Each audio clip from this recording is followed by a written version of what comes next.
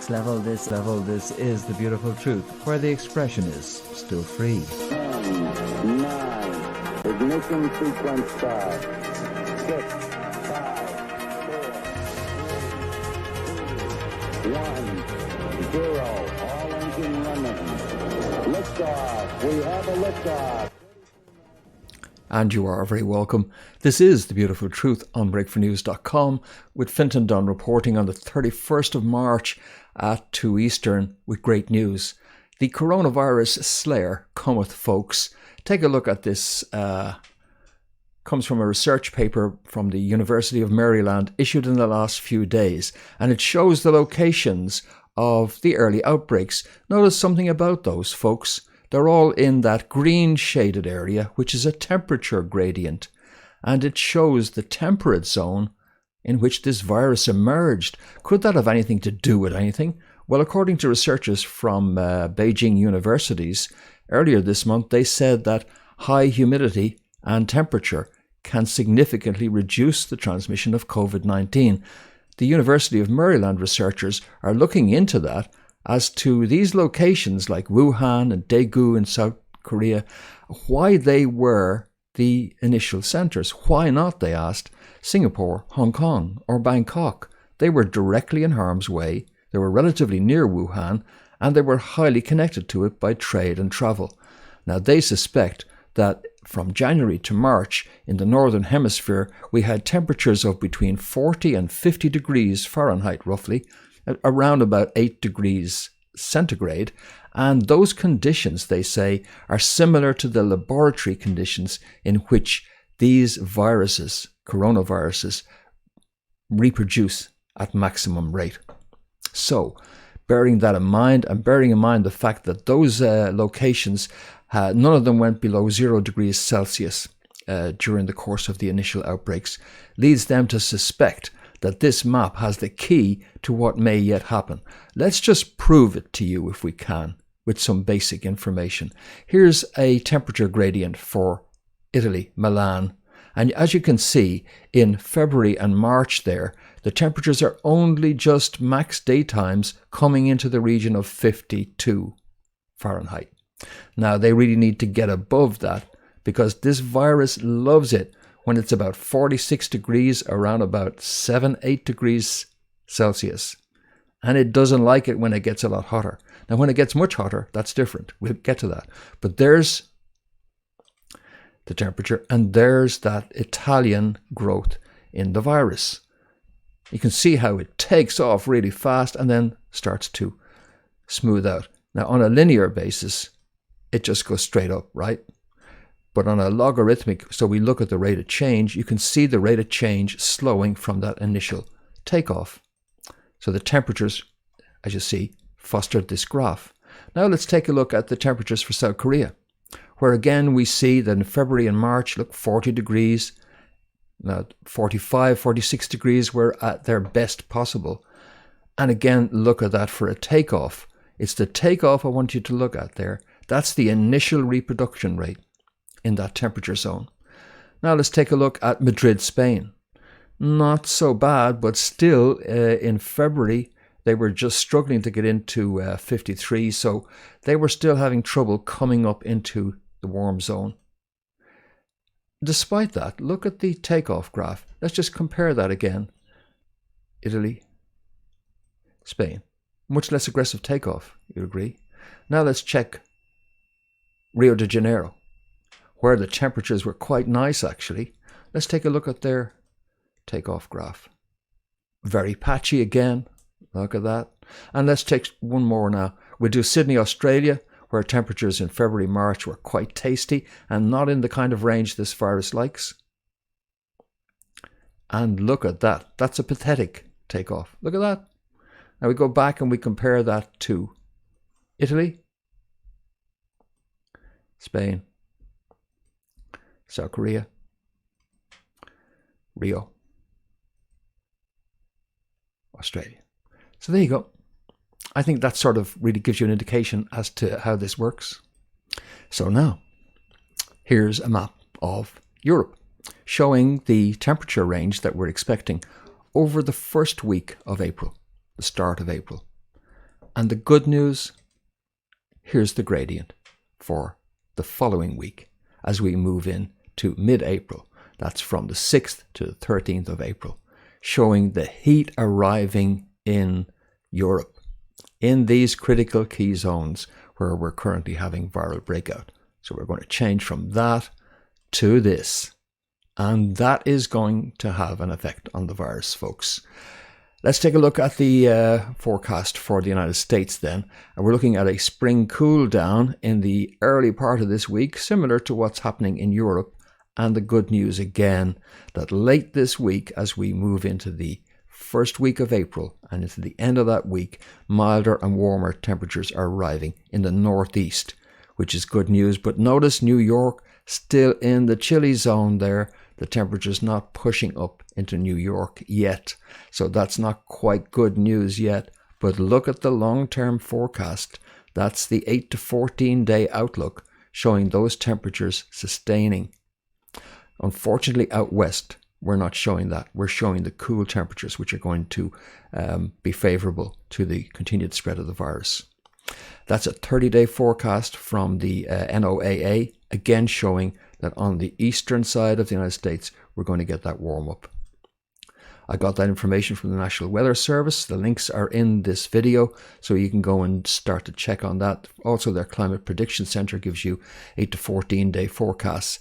And I'm just looking at it there now on the, that's the 9th of April, on this meteocl.fr, which is a terrific site with a global forecast. But here's where we're at right now, folks, on the 31st of March in that. Notice the lot of blue and a little bit of green as well too, very little orange, and that indicates the current temperature set. But as we move forward out 48, 60 hours, 72 hours, we're moving to the 3rd of April. You can see that cold coming down from Canada. It's not good. But it soon pushes back up out of the way. And from the 5th of April now, and we're moving to 6th of April now, and then to 7th of April. And look at the heat. Look at the heat kicking in, folks. This is all really good news.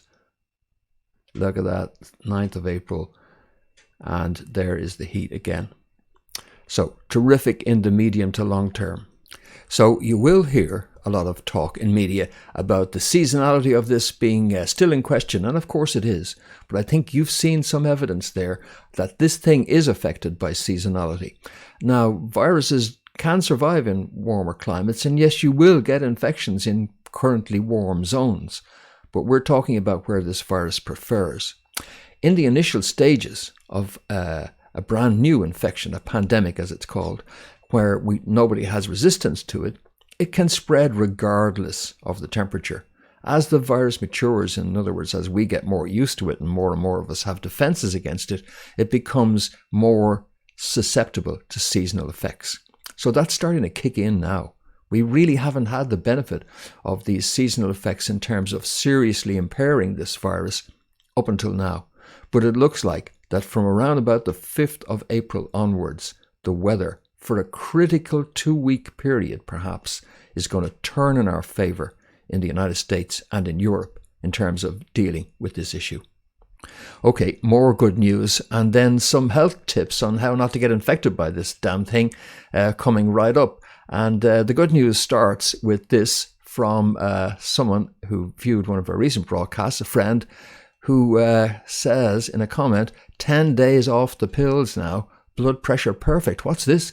This is about the blood pressure pills being potentially linked to the severity of a coronavirus infection and whether you need to be on them in the first place. So this is our viewer who provides the evidence right here. Blood pressure perfect, 129/85, with a pulse of 47, resting pulse of 47. Nice, dude. That's really all coming together. And this person writes, this information has stopped me in my tracks. Thank you for potentially saving my life. I take Kazar A or B medication, but after watching the video last week, I started to take the medication every second day only and changed my diet. I exercise frequently, and I'm now glad to say I haven't taken Kazar in 4 days. Blood pressure is still good. I eat a banana, an avocado, and spinach every day. Getting the nutrients in there, you see that you need to keep blood pressure down, and I stopped using salt. I was putting salt on my salt, so that's probably the main culprit. I love salt on eggs and tomatoes especially. Now I eat them just like that. Taste buds training. Why don't doctors recommend that patients go to dietitians as a first resort? Why do they give prescriptions for potentially dangerous drugs? The answer is, I suppose, they're making buckets of money from it. Well, you're right then. He says anyone with blood pressure problems should watch the video. Much appreciate your efforts and commitment to helping others. Well, I appreciate Dr. Peter Osborne's dedication to cutting through the bullshit and bringing patients the information that isn't necessarily profitable but is right for them. And unfortunately, as I responded to our viewer, nutrition and diet aren't covered very well in medical training. Nutritionists are given the job of advising doctors about diet. Love it. And unfortunately, they're all trained by pharma. So like if a pill won't solve it, then there is no solution. And, let's finish off with these health tips. These cost you nothing, and you do not have to actually bring them in by post or order them on Amazon, which is a big help, considering that they may never arrive if you have to do that. So the 4 steps really, and in no particular order, are: number 1, sleep. Sleep is the vital thing that you need in order to build a good immune system, which is your defense and your operational mechanism for defeating this virus. And we're all sleep deprived. I don't know if you've noticed that, but really, if you don't go to bed before 10 p.m., 10:30 p.m., and you're not fast asleep by then you're not aligning your sleep time with this circadian rhythm and the natural rhythm. So you can get your sleep, but it won't be in the right time. So that's number 1. Try and get to bed when it gets dark and get up when it gets light, roughly. The second one is sun. Sun because of vitamin D. Vitamin D is so powerful. Vitamin D enables so many aspects of our immune system. Vitamin D is one of the reasons, besides the fact that it's hot in the summer, why viruses and infections don't prosper, because we have high levels of vitamin D and they really enable the immune system. So you can get vitamin D if a health store is still open, or you can order it. You can get sublingual vitamin D in a spray bottle that you can spray under your tongue. That's the best. Stack it up and don't worry about the overdosing warnings. As long as you stick to what's on the labels or the bottle, you won't overdo it. The next thing is food. Food is key to all of this. And one aspect of food in particular, try and ease up on starchy foods. Try and ease up on carbs. Try and put more fats and proteins into your diet. It's good anyway. It's going to reduce inflammatory processes, generally speaking, in your body. And it's a solid foundation for all of the other things that you're doing in terms of providing you with nutrition, but particularly lowering inflammation. And then exercise, which is sort of a no-brainer. And you don't need to overdo it. You can use an 8-minute exercise cycle daily, or you can use a couple of 4 or 5-minute exercise cycles, whatever you're into. Go walk a few miles. Try and get as much of your upper body exposed to get sun while you're doing that, if you're in an area where you can take exercise without restriction. So those 4 aspects, believe me, they're the foundations.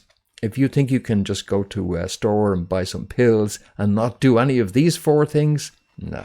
Doesn't work like that. All right, that's about it for this edition. The links to all our sources are down below. You can paypal.me/be the team if you'd like to help with the overheads. We will be back with more on this. On other topics, I may actually cover some other topics, believe it or not, as I think we're now sort of getting a handle on this, and I don't want to needlessly engage in anything that could be remotely approximately near fear porn.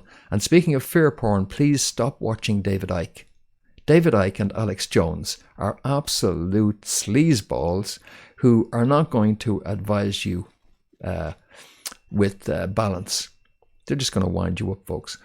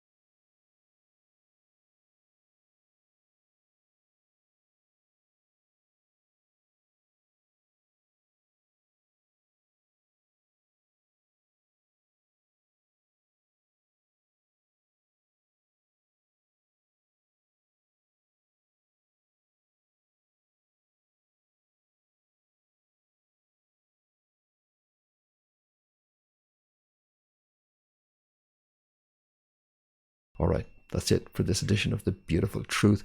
I will be back with more soon, and I hope that you can join me for that. But in the meantime, this has been Fintan Dunne reporting.